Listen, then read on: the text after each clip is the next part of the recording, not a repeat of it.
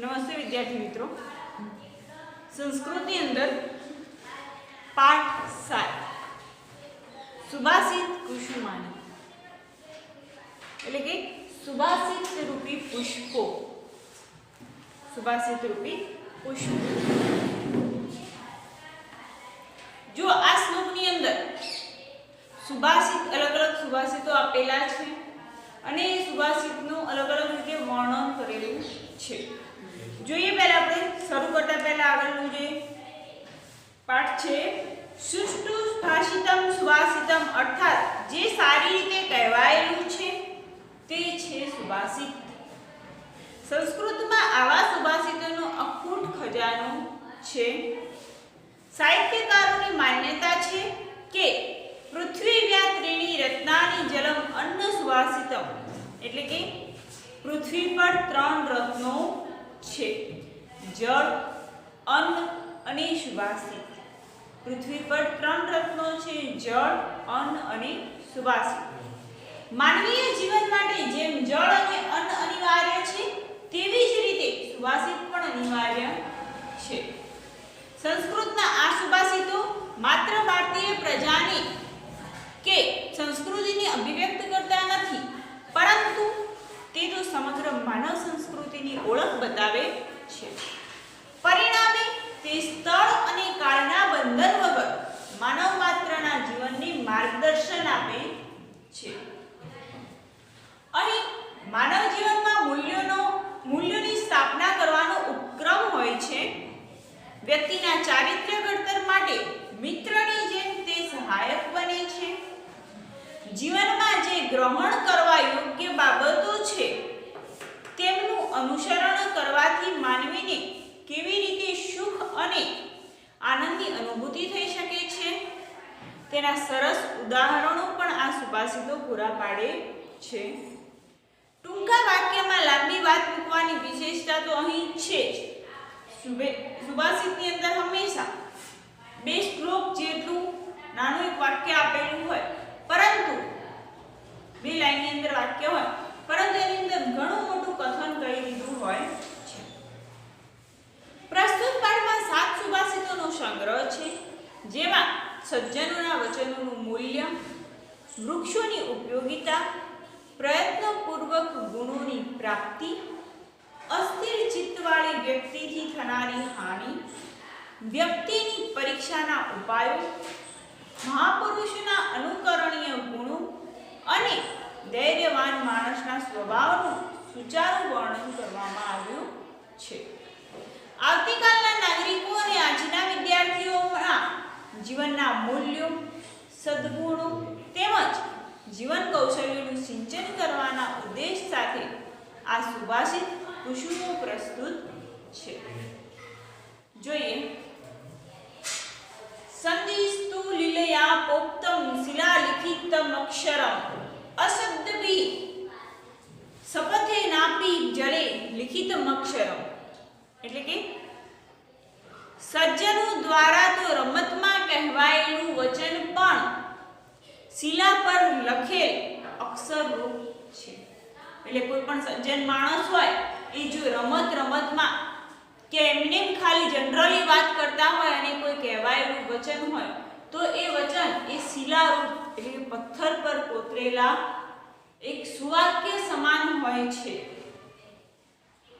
દુર્જનો દ્વારા સોગંદ વડે પણ કહેલું પાણીમાં લખેલા અક્ષર રૂપ છે.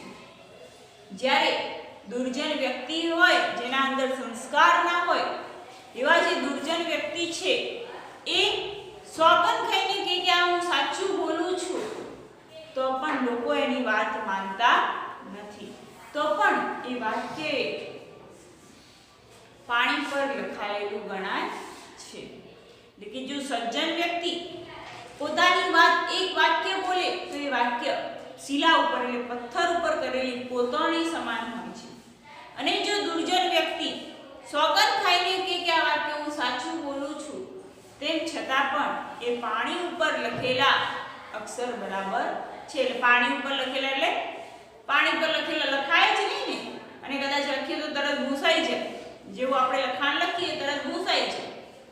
તો સજ્જનો દ્વારા લખાયેલા અક્ષરે શિલા એટલે કે બોલાયેલા જે શબ્દો છે એ શિલા પર લખાયેલા અક્ષર બરાબર છે, જ્યારે દુર્જનો દ્વારા બોલાયેલા શબ્દો સોગંદ ખાઈને બોલાયેલા શબ્દો પણ પાણીના અક્ષરરૂપ છે.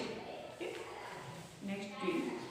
સેવિત્ર્ય વા વૃક્ષઃ ફલં છાયા સમન્વિતઃ યદિ દેવાત ફલં નાસ્તિ છાયા તેન નિર્વાયતે. એટલે કે ફળ અને છાયાવાળા વિશાળ વૃક્ષનું સેવન કરવું જોઈએ. જે વૃક્ષ ઉપર ઘણા બધા ફળ હોય અને જે વૃક્ષ આપણને છાંયડો આપતો હોય એ વૃક્ષનું હંમેશા સેવન કરવું જોઈએ. જો ભાગ્યવશાત ફળ ન હોય તો છાયાને કોણ નિવારી શકે છે? કદાચ અમુક સમય થાય અને એ વૃક્ષ આપણને ફળ ના આપી શકે તો પણ એનો છાંયડો પણ ક્યાંથી? તો શું કહે છે કે આના ઉપરથી આપણને વ્યક્તિને પણ એવી રીતે વાત કરેલી છે કે આપણા ઘરના જે વડીલ હોય છે એમની ઉંમર થવાથી એ કંઈ કમાઈને આપી શકતા નથી, પણ ઉંમર થાય ને એ કમાઈ ના શકે તો શું એ વ્યક્તિને કાઢી મુકાય? ના, એ વ્યક્તિનું એટલું જ માન ઘરમાં રાખવું જોઈએ ને એની એટલી જ સારી રીતે સાચવવું જોઈએ.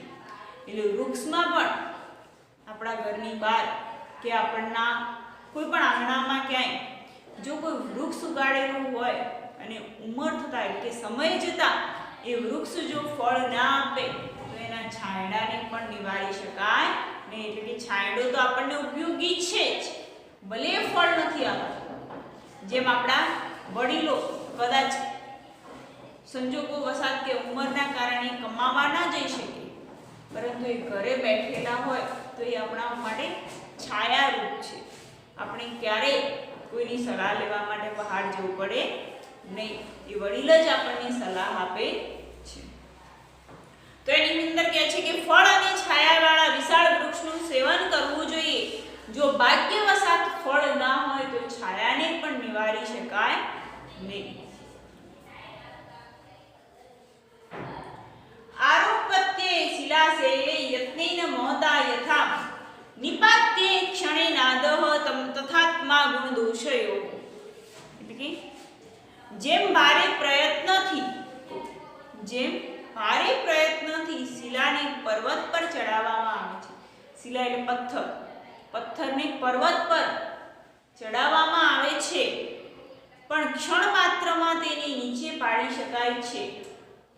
જે પથ્થર છે એને મહેનત કરીને પર્વત પર ગોઠવવામાં આવે પણ જો એ પર્વત કદાચ ભૂકંપ આવે કે કોઈ એ પથ્થરને અડી જાય તો પણ એ પથ્થરને પડી જતા વાર લાગતી નથી. તે જ પ્રમાણે આત્મા ગુણ અને દોષની બાબતમાં છે. તે પ્રમાણે આપણી આત્મા ગુણ અને દોષની બાબતમાં છે. પોતાની જાતને ગુણમાં ઉપર ઉઠતા મુશ્કેલી પડે છે. આપણને ગુણ હોય, આપણા સારા ગુણ આપણને બીજાને બતાવતા બહુ મુશ્કેલી પડે, તરત એ પ્રદર્શિત થતા નથી. પણ જો આપણો ક્યાંક દોષ હોય તો એ વાત દરેક જગ્યાએ પ્રસરી જાય છે. એટલે કે દોષમાં નીચે પડતા વાર લાગતી નથી.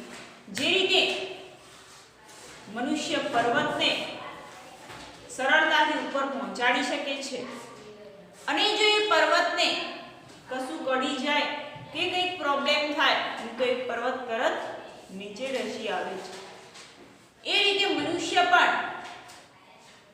પોતાના ગુણ લોકો સમક્ષ દર્શાવતા એને ઘણો સમય લાગે છે. અને જો ક્યાંક આપણે બધા માટે સારા હોઈએ અને ક્યાંક નાની ભૂલ થઈ જાય તો એ દોષ એ આપણને તરત નીચે લાવી દે છે.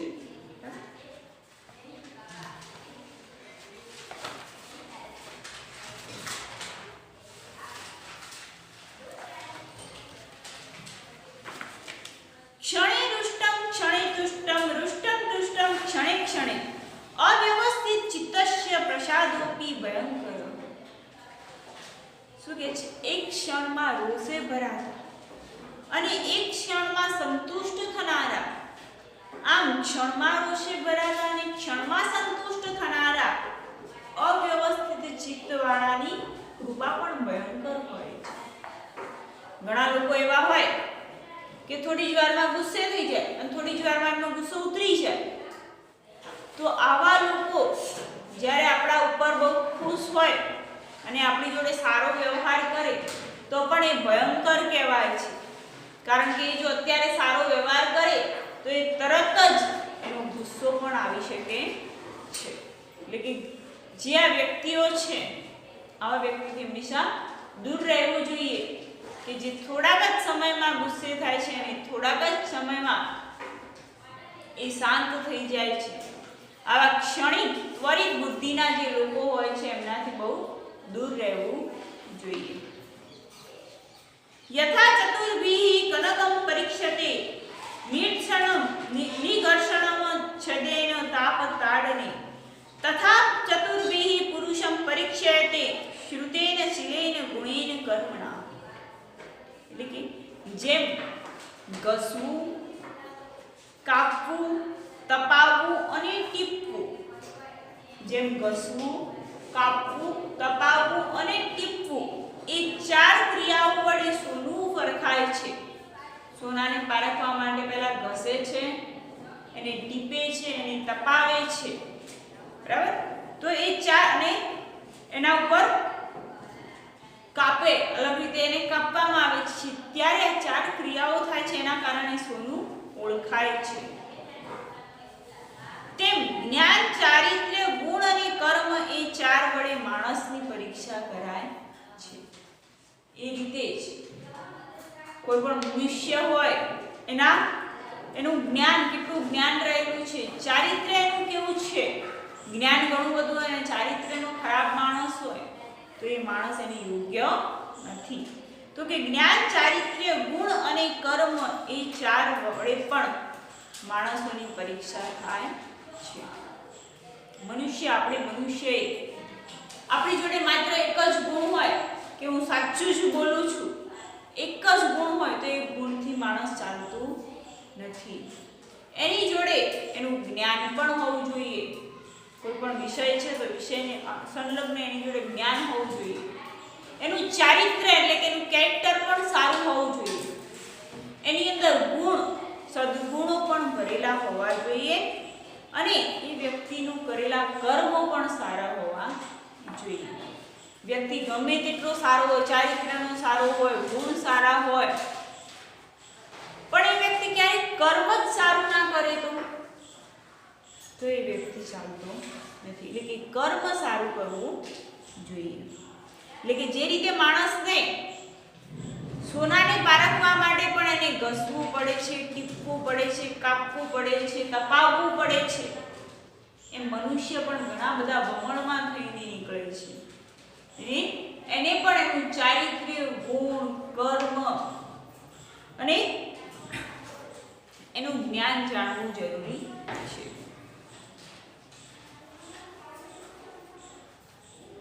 આપત્સુ રામઃ સમરેષુ ભીમઃ દાનેષુ કર્ણ ચ નયેષુ કૃષ્ણ ભીષ્મઃ પ્રતીક્ષા પરિપાલનેષુ વિક્રાંત કાર્યેષુ ભવાન્વય.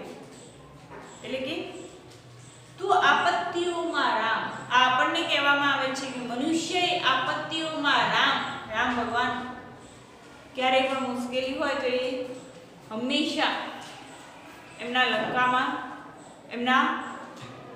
લંકાની સામે એમણે જ્યારે યુદ્ધ કર્યું હતું રાવણની સામે, ત્યારે પણ અયોધ્યા નગરીની અંદર દરેકે એમને આપત્તિઓમાં એમણે સાથ આપ્યો હતો રામે. તો કે આપત્તિઓમાં રામ, યુદ્ધમાં ભીમ, યુદ્ધ કરવા જાવ તો યુદ્ધની અંદર ભીમ, દાન કર્ણપ્રિય, કર્ણ એ દાનેશ્વરી કહેવાય છે. તો કે દાન એ કર્ણ જેવું કરવું જોઈએ. નીતિઓમાં કૃષ્ણ ભગવાનની જે નીતિઓ હતી એ નીતિઓને અપનાવવી જોઈએ. પ્રતિજ્ઞાનું પાલન કરવામાં ભીષ્મ પિતામહ હંમેશા પોતાની પ્રતિજ્ઞાનું પાલન કરતા હતા. અને પરાક્રમના કાર્યોમાં અંજના પુત્ર હનુમંત છે. મનુષ્યને જણાવવામાં આવે છે કે આપત્તિઓમાં રામ, દાન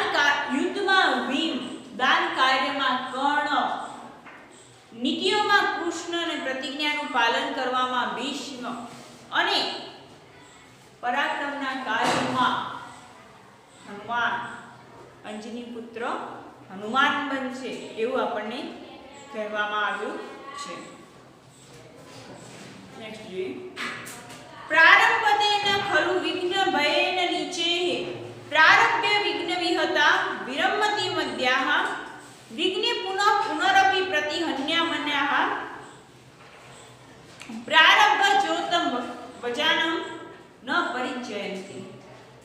એટલે કે વિઘ્નના ભયથી નીચ માણસો વડે ખરેખર કાર્યનો આરંભ કરતો નથી.